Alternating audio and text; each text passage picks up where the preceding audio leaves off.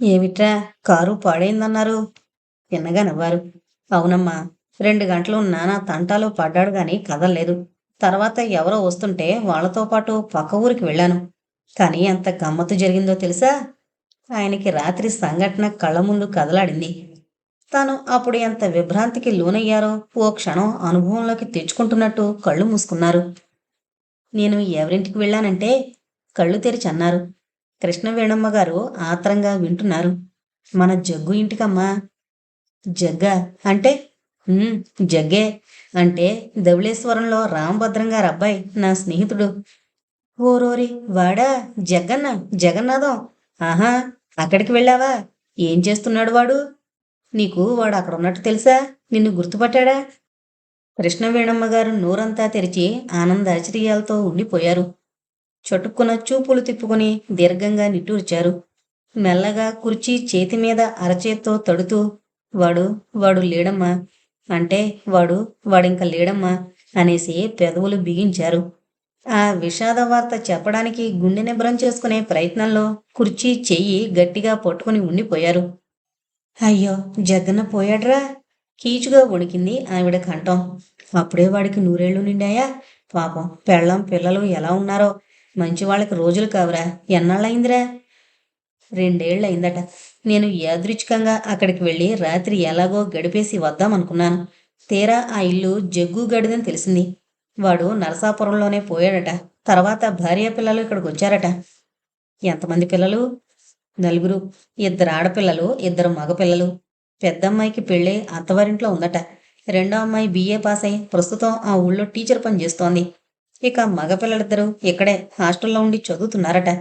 మనకెలా తెలుస్తుంది? జగ్గుగడి కొడుకులు హైదరాబాద్లో ఏడాది నుంచి ఉన్నారన్నమాట. అలాగా? ఏంటో, విధి విలాసం ఎలా ఉంటుందో చూడు. ఎక్కడో ఉన్న జగ్గన్న అప్పుడే 50 ఏళ్లు దాటగానే పోవడం, ఆ కుటుంబం అంతా ఇటువైపు రావడం అంతా నమ్మలేనట్టుంది. అయినా భగవంతుడు మరింత అన్యాయం చేయకూడదురా. ముసలి ముగ్గును నా వంటి దాన్ని ఇలా ఉంచి నడివయసు వాణ్ణి, ఇంకా సంసార బాధ్యతలు తీర్చుకోవలసిన వాణ్ణి అంత తొందరగా తీసుకెళ్ళిపోవడం ఏంటి చెప్పు? ఊరుకోమ్మా. భగవంతుడు సీనియారిటీలు చూసి తీసుకెళ్లడం మొదలు పెడితే ఇంక ఈ భూ ప్రపంచం అతనికి లొంగదు. చావు అనేది సీక్రెట్గా ఉండి గబాలన మీదకు ఉరుకుతుంది గనుకనే మనుషులు కాస్తైనా భయభక్తులతో బతుకుతున్నారు. కానీ జగ్గు ఇంత త్వరగా పోతాడనుకోలేదు. బ్యాడ్ లక్ అంతే. ఓ నిమిషం పాటు ఇద్దరూ మౌనంగా మనసులోనే జగ్గుని జ్ఞాపకం చేసుకుంటూ ఉండిపోయారు. సరే, నేను స్నానం చేసొస్తానమ్మా. అన్నట్టు డాక్టర్ గారు మందులేమైనా మార్చాలన్నారా? ఇవాళ వచ్చి వెళ్ళిపోయారా? లేదురా, 2 రోజులు ఆయనకేమో అర్జెంటు కేసులున్నాయట. ఇవాళ రేపు రారట. మందులు అవే వాడమన్నారు. ఆల్రెడీ పడుకో అమ్మా అంటూ భుజంగరావు గారు లేచి లోపలికి వెళ్లారు. గేట్లో హారన్ వినగానే ట్రాన్సిస్టర్ పట్టుకుని మేడ మీదకి పరిగెత్తింది వేద. సిరి కూడా వెళ్ళింది. తండ్రి ఇంటికి రాగానే లాంఛనప్రాయంగా కనిపించడం, కుశల ప్రశ్నలు వేయడం, ఆయన ఇంట్లో లేని సమయంలో ఏ ఏ వర్తమానాలొచ్చాయో, తాము చేసిన కార్యక్రమాలేంటో చెప్పడం అంతా యథావిధిగా జరిగిపోయాక దేవీనాథ్ మేడ మీద తన గదిలోకి వెళ్ళిపోయాడు. ఆఫీసుకు వెళ్ళడానికి కారు తాళాల కోసం తన రూంలోకి వచ్చాడు శ్రీహరి. ముఖం గంటు పెట్టుకుని కూర్చున్న జానకి కనిపించింది. సారీ జానకి, ఏం చేయను? ఆ ఫోన్ చేసిన మహానుభావుడు నిన్ననైనా చెప్పాడు కాదు. పోనీ డాడీ అయినా సాయంత్రం రాకూడదా? వెధవ అబ్బిగాడు కారు పాడు చేసిన ఈయనగారు వచ్చేశారు. ఇక అన్ని విషయాలు ఆయనే స్వయంగా చూసుకుంటారు. నన్ను కలగజేసుకొనివ్వరు. ఏం చేద్దాం? "హ్మ్, చెప్పడానికి మీకేం అనిపించడం లేదండి. నాకు చాలా ఇన్సల్ట్గా ఉంది. చేతికందిన కొడుకులుండగా వాళ్ళ మీద ఏ కార్యభారాన్ని వదలకుండా అన్నీ ఆయనే చూడాలా? మీరేం చిన్నపిల్లలా? చచ్చా, బొత్తిగా మామగారి వరస బాగాలేదు." అవును జానకి, నాకు అలాగే ఉంది. ఆ దేవికి ఏదీ పట్టదు. దేని మీద ఇంట్రెస్ట్ లేదు. కానీ నాకేమైంది? నేను బిజినెస్ వ్యవహారాలన్నీ చూస్తున్నవాడే కదా. చూస్తున్నారు. మీ డాడీ వేలు పట్టుకుని నిలబడి, అదిగో ఆ పంచే, ఇదిగో ఇది ముట్టుకోకూడదు తెలిసిందా అంటే, అలాగే అంటూ బుద్ధిగా తల ఊపేస్తారు. మీకన్నా సిరే నయం. ఏడ్చో ముద్దు చేసో తను అనుకున్నది సాధిస్తుంది. మీకు అసలు స్వతంత్రమైన అభిప్రాయాలే లేవు. నాన్న కూచి, మీరు అనుకున్నట్టుగా దేవికి ఇంట్రెస్ట్ లేకపోలేదండి. అతను తెలివైనవాడు. నాన్న పెట్టిన హద్దుల్లోనే ఉండడం అతనికి ఇష్టం లేదు. అనవసరంగా శ్రమపడ్డు. చదువు పేరుతో ఈ గొడవలన్నీ తప్పించుకుని హాయిగా ఉంటున్నాడు. లేకపోతే ఆ CA పూర్తి చేస్తున్నాడా? ఎంత కష్టమైన సబ్జెక్ట్ అయినా 4 ఏళ్లు దాటింది కదా, అయిందనిపిస్తున్నాడా?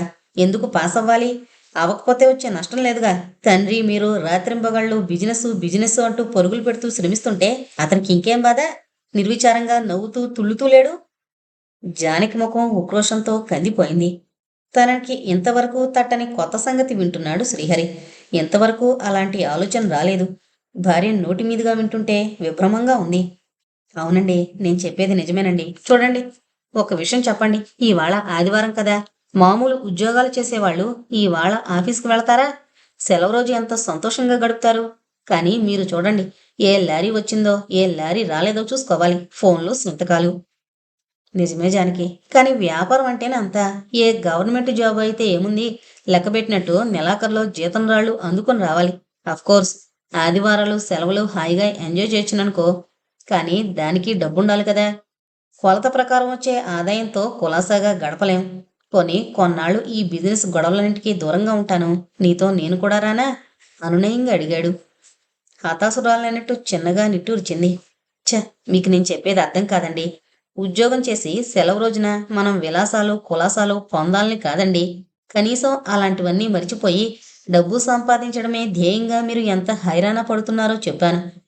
కానీ మీరు పడే శ్రమంతా ఎందుకు పనికొస్తోంది? ప్రతి నిమిషం మామగారి ఆజ్ఞ శిరస వహించాలి. ఫోన్ చేస్తే అది మామగారు చెప్పినంత మేరకే మాట్లాడి సంతకం పెడితే మామగారికి తెలిసిన విషయమై ఆయన ఆమోదం పొందిందే అయి ఉండాలి. అకౌంట్లు చెక్ బుక్లు అన్నీ ఆయన స్వాధీనమే. ఎక్కడుంది మీ గుర్తింపు? ఎందులో చూపిస్తున్నారు మీ ప్రత్యేకత? అంతా మామగారి ఆధ్వర్యంలోనే ఉంటుంది.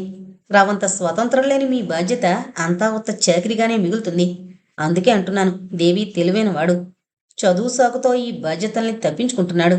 అంతవరకు ఉద్వేగంతో చెప్పుకుపోతున్న జానకి సడన్ గా స్వరం మార్చి, చూడండి, దేవి సంగతి మనకు అనవసరం. మీరు బిజినెస్లో మెళకువలు తెలుసుకోకపోతే కష్టం మీది, సుఖం మరొకరిది అవుతుంది. బొత్తిగా అమాయకత్వంలో పడిపోకండి. మీకు పెళ్ళయింది, భార్య కూతురు ఉన్నారు, ఇంకా పుట్టొచ్చు. మన సంసార సంగతి దృష్టిలో ఉంచుకోండి. మనకి కొంత స్వేచ్ఛ, పర్సనల్ అకౌంట్స్ ఉంచుదా?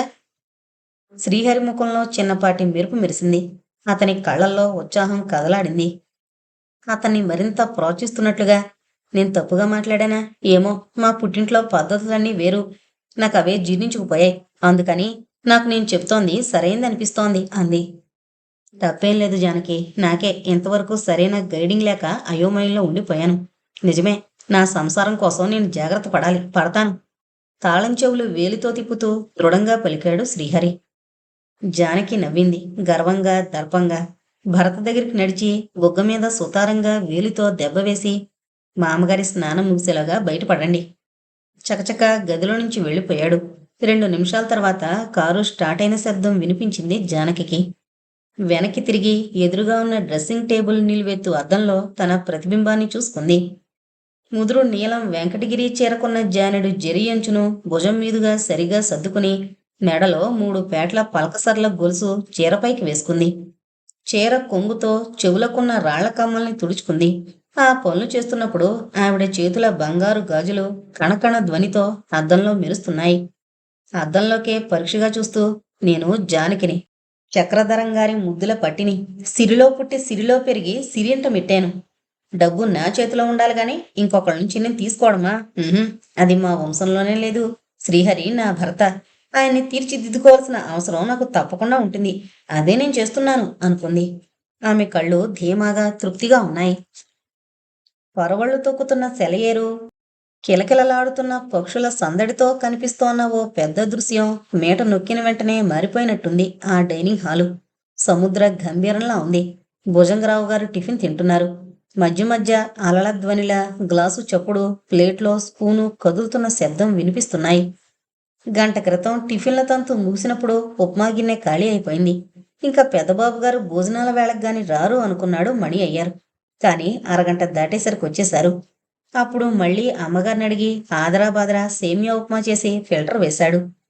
వేడివేడిగా ఉన్న ఆ ఉప్మా మీద నుంచి సన్నని ఆవిర్లు లేచి ముఖానికి తగులుతున్నాయి.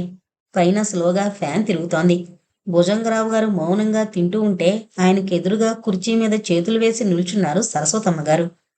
ఆయన ఉప్మా పూర్తిగా తినేసే వరకు ఇద్దరూ మాట్లాడుకోలేదు. మంచినీళ్ల గ్లాసు అందుకుంటున్నప్పుడు, రాత్రి భోజనం చేయలేదు, ఇంకొంచెం తినండి అన్నారు సరస్వతమ్మ గారు. చాలు, ఇంకొద్దు. భోజనం చేయకపోవడం ఏమిటి? చక్కగా తిన్నాను. కందిపొడి, గోంగూర పచ్చడి బ్రహ్మాండంగా ఉన్నాయి అన్నారు. తెల్లబోయారు సరస్వతమ్మగారు. కాఫీ కలపలేదా? ఆయన మాట ఇంకా పూర్తి కాకముందే అయ్యర్ ట్రేలో పొగలు కక్కుతున్న కాఫీ కప్పు పట్టుకొచ్చాడు. టేబుల్ మీద ట్రే పెట్టి కాఫీ కప్పు భుజంగరావు గారి ఎదురుగా పెట్టాడు. ఆ పెట్టడంలో ఎంతో వినయ విధేయతలు ఉట్టిపడుతున్నాయి. కప్పు అందుకొని కొద్దిగా సిప్ చేశాక ఆ రోజు పొద్దున్నే అంటే 2-3 గంటల క్రితం తాగిన కాఫీ గుర్తొచ్చింది.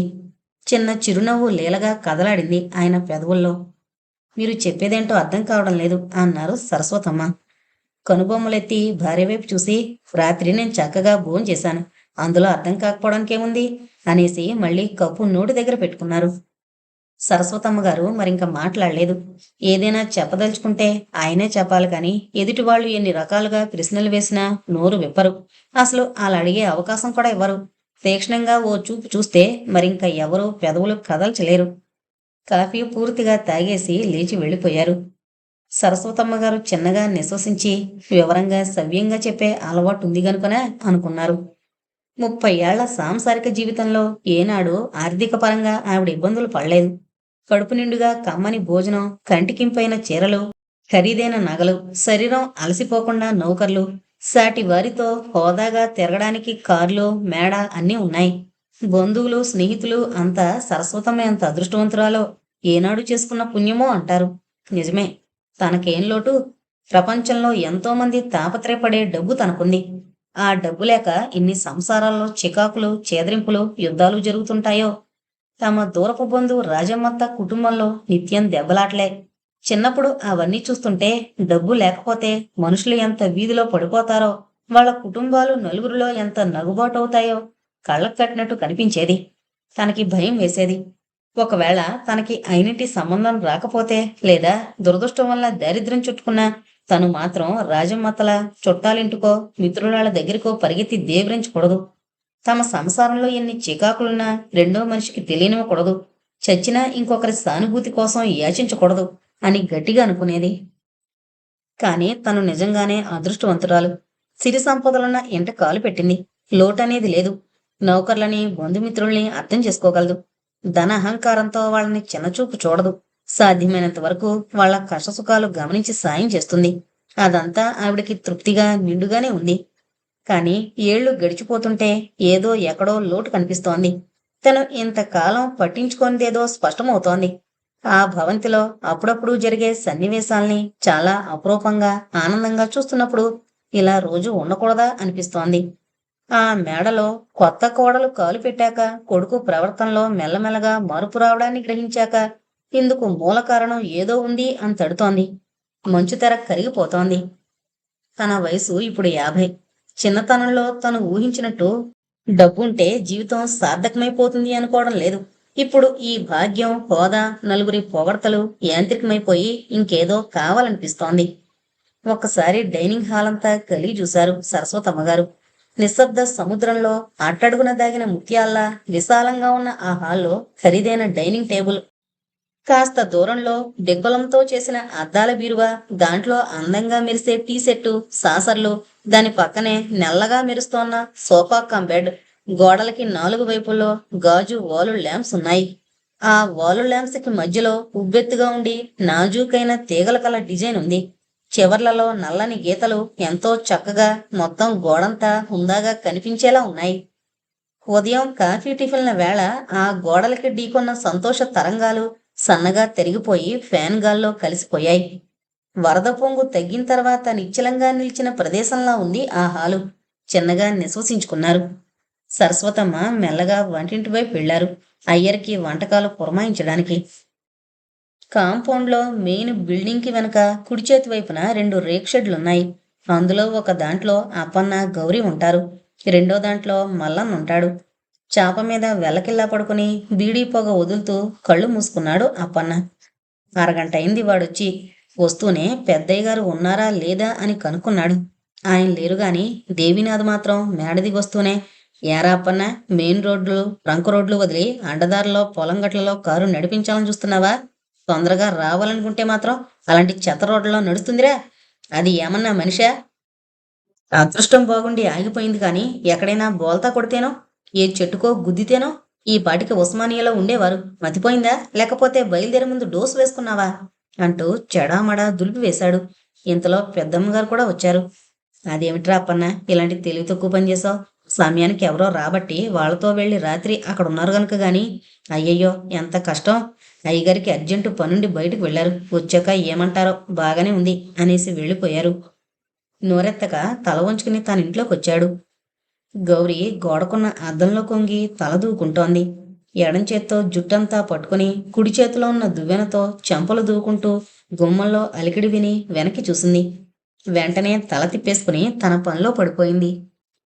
అప్పన్న మనసు చివుక్కుమంది. తనని చూడగానే కలగవలసిన సంతోషం ఏమీ లేకపోగా కనీసం వచ్చావా అన్న పలకరింపు కూడా లేదు. అంత వెంటనే తల తిప్పేసుకుంటే అందులో ఎంత నిరాసక్తి, నిరసన ఉన్నాయో తెలుస్తూనే ఉంది. పెద్దయ్య గారు రాగానే విషయం తెలుసుంటుంది. బాగా కోపం వచ్చిందన్నమాట. వాళ్ళంతా తిట్టినా గౌరీ ఓదార్పు చాలనుకున్నాడు. కానీ గౌరీ కూడా చులకనగానే చూస్తోంది. యజమానికి ఏమాత్రం అసౌకర్యం కలిగించకూడదని దాని నమ్మకం. తనకి మాత్రం తెలీదా? పెద్ద తనే విశ్వాసపాత్రురాలైన పని మనిషి కాబోలు. ఎక్కడలేని నీరసం వచ్చేసింది అప్పన్నకి. చాప చుట్ట అందుకుని సరున జరచి దిండు పడేసుకున్నాడు. బీడీ ముట్టించి వెల్లకిల్లా పడుకున్నాడు. గౌరీ తలదూకుని బొట్టు సరిగ్గా సరిచేసుకుని చీర కుచ్చెళ్ళు పొందిగ్గా పెట్టుకుంది. తీరిగ్గా ట్రంకు పెట్టు మీద కూర్చుని చిరిగిపోయిన జాకెట్ కుట్టుకుంటోంది. అసలు ఆ గదిలో మరో మనిషి ఉన్నాడన్న ధ్యాసే లేనట్టు జాకెట్టు కుట్టుకోవడమే ముఖ్యమైన పని అన్నంత శ్రద్ధగా ఉంది గౌరీ ముఖం. అప్పన్న కళ్ళు మూసుకునే ఉన్నాడు. బీడీ అయిపోగానే మరో బీడీ అంటించుకున్నాడు. అది పూర్తవస్తుంటే జేబులో నుంచి ఇంకొకటి తీసి దానికి అంటించుకున్నాడు. మళ్ళీ కళ్ళు మూసుకున్నాడు. ఓరగా చూస్తోంది గౌరీ. చేసిన నిర్వాకం చాలక ఎందుకింకా బెట్టు? బీడీ మీద బీడీ తగలేస్తూ ఏంటా గొప్ప అనుకుంది. బీడీ పొరపాటున జారి గుండెల మీద పడింది. అదిరిపడి లేచాడు. టక్కున పెట్టు మీద నుంచి లేచి అప్పన దగ్గరికి గెంతింది గౌరీ. తట్టు దులుపుకుంటూ గౌరీ వైపు చూశాడు. చాప మీద పడిన బీడీని తీసి కోపంగా గడపోతలకి గిరాటు కొట్టింది. ఏటి ఎవ్వరం వచ్చిన కాడ్నుంచి చూస్తున్నాను. బీడీ మీద బీడీ తగలెత్తు ఎవరు నిద్రతున్నావు? అప్పన్న గౌరీ ముఖంలోకి చూస్తూ చిన్నగా నిర్లక్ష్యపు నవ్వొకటి విసిరాడు.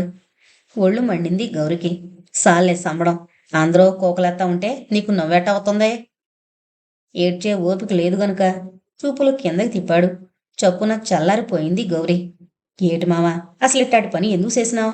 పెద్ద పెద్ద లారీలు నడిపే ఓడివి. రేత్రి పగలు ఇసుగు లేకుండా మా ఇళ్ళకి మైళ్ళు వెళ్ళిపోయే ఓడివి గదా.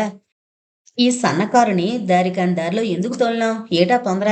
బావుగారిని ఎంత ఇబ్బంది పడేసినావు? పెద్దమ్మగారు ఇందాక నా కాడ చెప్తుంటే ఎంత విలవిల్లాడిపోయినాను. ఇంతకీ మీరు ఎంత దూరం నడిచినారేటి? నడిసింది నేను కాదు, అయ్యగారు సైకిల్ ఎక్కి వెళ్ళారు. ఏటి, బాబుగారు సైకిల్ తొక్కినారా? ఊరు బాబో, మరి నువ్వేడు చేసినావు? కళ్ళు పెద్దవి చేసి చూసింది. కారులో ఉన్నాను. ఎట్టెట్టా? రేత్రంతా కారులోనే ఉండావా? తిండి నిద్ర ఓర్సం? ఒక్కొక్క మాట అంటుంటే గౌరీ ఆశ్చర్యం భయం ముప్పిరిగొన్నట్టున్నాయి. నోరు తెరిచుండిపోయింది. అవును గౌరీ. అప్పన్న పెదవులు తమాషాగా ఉంగాయి. రాత్రంతా నేను ఎలా ఉన్నానంటే అంతా చెప్పాడు. గౌరీ గుండెల మీద చేయి వేసుకుని నోటమాట రాందాల్లా ఉండిపోయింది. గౌరీ, అయ్యగారు ఇబ్బంది పడ్డారని మీరంతా తెగ బాధపడిపోతున్నారు గాని ఆయన సైకిల్ తొక్కి ఊళ్ళోకి చేరే వరకే యాతన పడ్డారు. ఆ తర్వాత ఆయన గారికి అక్కడ మంచి ఆతిథ్యమే దొరికినట్టుంది. ఎందుకంటే తెల్లవారి 7 గంటలకి ఊళ్ళో ఎవరో స్కూటర్ మీద ఎక్కించుకుని వచ్చారు. మెయిన్ రోడ్డు మీద వెళ్లే లారీని ఆఫ్ చేసి వాడికి డబ్బాసు చూపి తాళ్లతో కారు లాక్కెళ్ళేటట్టు ఒప్పించారు. అంతలో ముందు రోజు వచ్చిన వర్కర్స్ మళ్ళీ ఫ్యాక్టరీకి వెళ్తుంటే వాళ్ళ చేత కారును 150 గజాల దూరంలో ఉన్న రోడ్డు వరకు తోయించాం. కారుకు తాళ్లు కట్టి లారీ వెనకగా బయలుదేరాం. హైదరాబాదు చేరే వరకు అయ్యగారు నన్ను ఒక్క మాట కూడా అనలేదు. రాత్రి వేసిన శిక్ష చాలనుకున్నారేమో. లేకపోతే రాత్రి ఆయనని వాళ్ళెవరో బాగా చూశారో. ఒకవేళ రాత్రంతా ఆయన అసౌఖ్యంగా ఉంటే తెల్లవారి నా దగ్గరకు వచ్చాక నన్ను స్టీరింగ్ మీద చెయ్యి వేనిచ్చేవారే కాదు. నాకు తెలుసు, నేను నిన్న సాయంత్రమే అనుకున్నాను ఈ ఉద్యోగం ఊడిపోతుందని. కానీ అయ్యగారు పల్లెత్తు మాట అనలేదు. హైదరాబాద్ వచ్చాక కారు రిపేర్కిచ్చి నన్ను హోటల్లో టిఫిన్ తిని రమ్మని డబ్బిచ్చారు. ట్యాక్సీలో ఆయన వచ్చారు. కానీ గౌరీ, నాకిక్కడ పని చేయాలని లేదు. మానేస్తాను. మామా. అవును గౌరీ. ఇప్పుడంటే పెద్దయ్య గారు ఏ కారణం వల్లనో నా తప్పు కాశారు గాని ఇక ముందు ఎప్పుడైనా పొరపాట్లు రావచ్చు. అప్పుడు మన్నిస్తారని నమ్మకం ఏమిటి? పొరపాట్లు ఎందుకొత్తాయి మావా? ఏదో ఈ పాలికట్ట జరిగిపోనది. ఆయన రేత్రంతా యమయాతన పడినావు గందా, బాబుగారింకా తిట్టేదేముంది? పిచ్చి మామ, నువ్వింకా హాయిగా కారులో తిరుగుతా ఉండి బాబుగారితో పాటు తింటా ఉండి సుఖంగా ఉంటావనుకుంటున్నాను. ఇంత సిగ్గులో పడిపోయినావని నాకెట తెలుసు? ఏదో ఒక పాలి బుద్ధి అట్టా మరిపెత్తాది. గౌరికి మామ మీద జాలేసింది. ఎంత అవస్థపడ్డాడో అని వాణ్ణే చూస్తోంది. గౌరీ, అసలు నేనెందుకు ఆ దారమట్ట రావాలనుకున్నానో తెలుసా? తొందరగా ఇక్కడికి చేరాలని, నిన్ను చూడాలని అనిపించింది. మనసు ఆగలేదు. అప్పన్న చిలిపిగా నవ్వాడు. గౌరీ కళ్ళల్లో చివ్వున దూకింది కాంతి. పెదవులు విచ్చుకున్నాయి. క్షణంలో ఒళ్ళంతా ఏదో మైకంలాంటి శక్తి లోబరుచుకున్నట్టయింది. మామా అంటూ అప్పన్నని వాటేసుకుంది. 2 నిమిషాలు సర్వం మరిచిపోయారు వాళ్ళిద్దరూ. ఏటో మొద్దుముఖాన్ని నీ మనసు తెలుసుకోలేకపోనాను. ఎన్నెన్నో అనుకున్నాను. తప్పు చేసిన భావంతో వాడి కళ్ళల్లోకి బాధగా చూసింది. కాసేపటికి ఏమనుకున్నావు? తిట్టాలని, అలగాలని అనుకున్నావా? రెపరెపలాడిస్తూ చూసింది. ఎట్టా తెలుసు? ఇప్పుడే అన్నావు కదా, నేనేదో సుఖపడిపోతూ ఉంటానని. అందుకే నీకు కోపం వచ్చి అలిగి నన్ను ఏడిపించాలనుకుని ఉంటావు. కానీ నేను నీకోసం రావాలనుకున్నాను. మావా, నువ్వెంత మంచాడివి. ఇప్పుడు నాకు నిమ్మళంగా ఉన్నది. వాళ్ళంతా నిన్ను కేకలేసినా నా కోసం నువ్వు రావాలనుకున్నావు గందా, ఆ మాట చాలు. కానీ నేను కూడా నీ కోసం ఓ సల్లని ఊసు దాచుంచాను. ఏడు చెప్పుకో. ఊరించినట్టు చూసింది. ఏమై ఉంటుంది? ఆ, అమ్మగారు మంచి చీరచ్చారేమో. లేకపోతే ఆ అమ్మాయి గారు సినిమాకి తీసుకెళ్తానన్నారేమో. ఛీ, పో మామా, చల్లటి ఊసులంటే ఇయ్యా? మూతి ముడిచింది. నాకెలా తెలుస్తుంది చెప్పు? నువ్వు తెలుసుకోవలసిందే అంటూ కవ్వించింది. గౌరి కళ్ళల్లో సిగ్గు తెరలు, దాని మురిపం ఓ క్షణం పరిశీలనగా చూశాడు అప్పన్న. గౌరీ, నేను తండ్రినవుతున్నానా? సంతోషంగా అడిగాడు. అంతే. గౌరి అప్పన్న ఒడిలో ముఖం దాచేసుకుంది. చెప్పలేని ఆనందంతో గౌరిని లేవదీసి బలంగా కౌగిలించుకున్నాడు. మామా, పెద్దమ్మగారికి ఇందాకటనే చెప్పాను. అమ్మగారే అడిగారు. అవునన్నా. ఏమన్నారో తెలుసా? అప్పన్నకి చెప్పే, ఇంతకాలం చెప్పలేదా అన్నారు. ఇంకానేమో తను తెలుసుకోలేకపోయినని బాధపడిపోయినారు. ఎంత ప్రేమగా మాట్లాడినారో, ఎంత ఆపేచ్చగా చూసినారో. అందుకే మామా, నాకు తల్లినాగానే కనపడతాది. అప్పన్న భుజం మీద చెంపాంచుకుని ఏదో లోకంలో ఉన్నట్టు చెప్తున్న గౌరి మాటలు శ్రద్ధగా విన్నాడు అప్పన్న. అలా వింటుంటే రాత్రి అంతా తను పడిన చికాకు, భయం, ఆందోళన అన్నీ మర్చిపోయాడు. పొద్దున తను ఈ ఉద్యోగం వదిలేయాలి అనుకున్న నిశ్చయం కూడా సడలిపోయింది. గౌరికిప్పుడు చల్లని పంచలో ఉండడం చాలా అవసరం. పెద్దమ్మగారు లాంటి వారు దొరకరు అనుకున్నాడు.